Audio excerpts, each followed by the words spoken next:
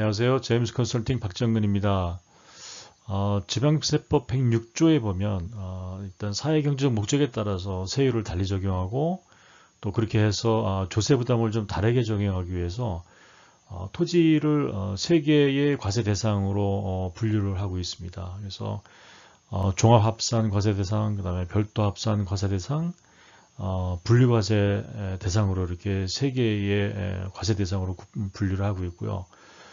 이 분류는 재산세뿐만 아니라 추후에 국세인 종합부동산세에도 적용이 같이 되고 있습니다. 네, 오늘 같이 한번 토지의 분류에 대해서 좀 공부해 보겠습니다.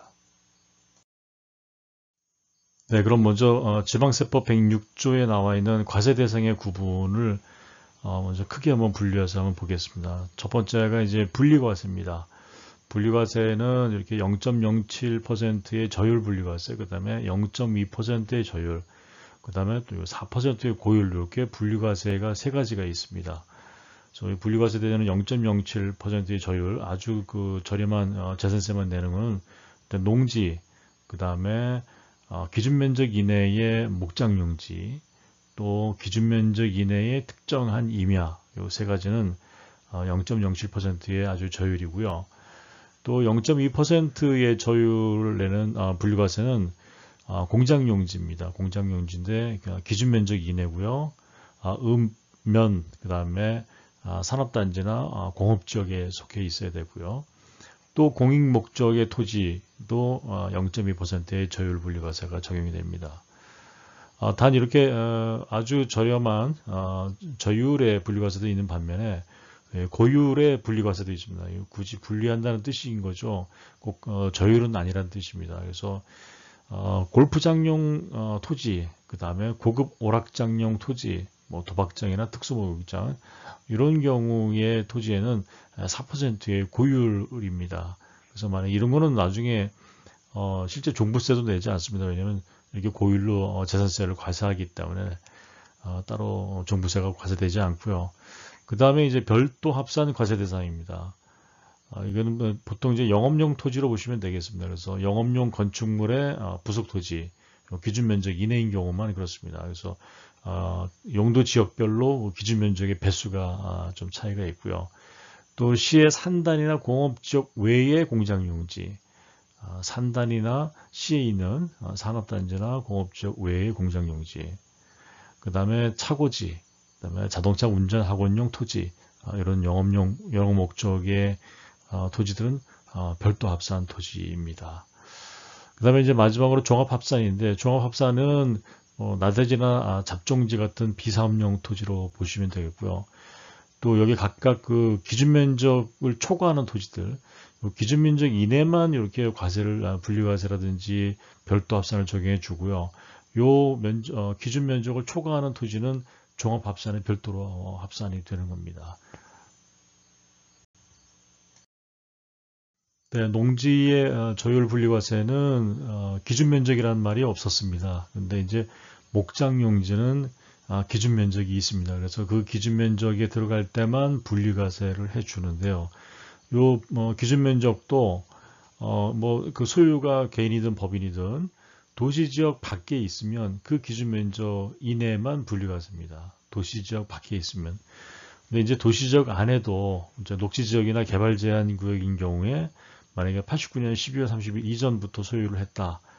그런 토지라면 현재 분리과세 적용 대상입니다. 그래서 도시지역 밖이나 도시지역 아닌데 녹지나 개발 제한 구역에 있고 그리고 89년 12월 31일 이전에 소유했던 목장용지다. 그러면 그 목장용지는 저율의 분리과세 0.02%의 분리과세를 적용하고요. 나머지는 보시다시피 기준면적을 초과하는 것은 앞서도 말씀드린 대로 이렇게 기준면적을 초과하면 뭐라고 했습니까? 다 별도 합산이 아니라 종합합산입니다. 비사업용 토지로 보는 거죠. 그래서 분리과세와 종합합산으로 나눠진다. 이렇게 보시면 되겠습니다. 네, 앞서 말씀드린 대로 영업용 건축물의 부속 토지도 별도 합산입니다. 이런 경우에 영업용일 경우에는 요 기준 면적이 용도 지역별로 적용 배율이 다르게 적용되고 있습니다. 그래서 만약에 도시 지역이고 전용 주거다 그러면 건축물의 5배, 그 다음에 준주거 상업지역은 건축물의 3배까지, 일반 주거하고 공업지역은 4배까지, 녹지 지역인 경우에는 7배까지, 그 다음에 미계획 지역이다 그러면 4배, 도시지역 외의 용도지역, 도시지역을 벗어난다 그러면 이제 넓게 봐줘서 7배까지는 부속 토지를 별도 합산 대상으로 적용을 해주고 있습니다. 네, 앞서 잠깐 보신 대로 공장용지에 대해서는 과세 구분이 3가지로 분류가 됩니다. 그래서 0.2%의 조율 분리 과세, 그 다음에 별도 합산 대상, 그 다음에 그 기준을 초과하는 경우는 무조건 종합 합산 대상이고요. 그래서 먼저 보시면 입지 기준 면적 이내이면서 만약에 공장의 군읍면 지역에 있다. 그러면 0.2%의 저율 분리 과세입니다. 여기 그 군읍면 지역에 보면 공장의 소재 지역이 만약에 특별시, 광역시, 시 지역인 경우에는 산단이나 공업지역을 포함한다. 만약에 공장이 이렇게 특별시나 광역시 큰 도시에 있는 경우에도 만약에 그 시 안에 있는 산단이나 공업지역, 여기는 공장이나 그 공업을 장려하는 지역이니까요. 그런 경우에 있든지 아니면 군읍면에 있다. 그리고 기준 면적 이내다. 그러면 0.2%의 저율의 분리과세가 되고요.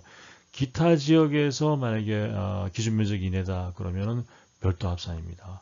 그런데 그 하여튼 기준 면적을 초과한다. 그러면 무조건 종합 합산입니다. 입지 기준 면적을 초과하는 경우에는 초과하면 무조건 종합 합산이다. 이렇게 보시면 되겠습니다. 네, 이상의 내용을 좀 정리를 해서 다시 한번 말씀을 드리면 만약에 농지다 그러면 기본적으로 분리과세에 적용을 됩니다. 그래서 개인이 소유하거나 법인이 소유하거나 혹은 실제 영농을 하거나 그러니까 본래의 목적에 맞게 그 농지를 작용을 하고 있으면 분리과세를 적용받을 수 있습니다. 근데 만약에 그렇지 않은 경우다 그러면 종합합산입니다. 또 목장용지는 일단 아까 말씀드린 대로 지역별로 소재지와 그리고 기준 면적에 따라서 분류과세로 적용이 되고요. 별도 합산은 적용이 없습니다. 그래서 만약에 분류과세 외에 그 초과되는 제외되는 목장용지다 그러면은 그것도 초과하면은 종합합산으로 바로 합산이 되고요. 공장용지 같은 경우에는 말씀드린 3가지로 분류가 됩니다. 그래서 분류과세 기준 면적 이내면 분류과세 그리고 별도 합산지역 그 다음에 나머지는 종합 합산되고 있고요. 건축물의 어떤 부속 토지인 경우에는 별도 합산 영업의 건축물의 부속 토지로 보는 거고 그런 경우에는 분류과세 적용은 없고요. 건축물의 부속 토지인데 만약에 기준 면적을 초과한다 그러면은 종합 합산입니다. 주택 용지는 주택 같은 경우에는 뭐 고급 주택이든 별장이든 포함해서요. 주택은 따로 이렇게 건물하고 토지를 별도로 평가하지 않습니다. 그래서 건물과 토지를 통합 평가해서 그냥 주택으로 주택의 시가 표준액으로 그냥 과세를 하는 겁니다. 그래서 토지를 따로 분리하지는 않습니다. 네, 앞서 말씀드린 토지의 과세 대상 분류는 구분은 토지를 보유하시면서 발생되는 세금입니다. 그래서 대표적인 게 재산세하고 종합부동산세가 있습니다. 그래서 앞서 말씀드린 그 토지 분류 중에서 분리과세만 종부세에 해당이 되지 않고 별도 합산하고 종합 합산은 종부세도 적용이 됩니다. 그래서 토지 보유 시에 이런 그 토지의 분류 참조하시기 바랍니다. 네, 대표님의 부동산 절세 전략 제임스 컨설팅에서 도와드리겠습니다. 감사합니다.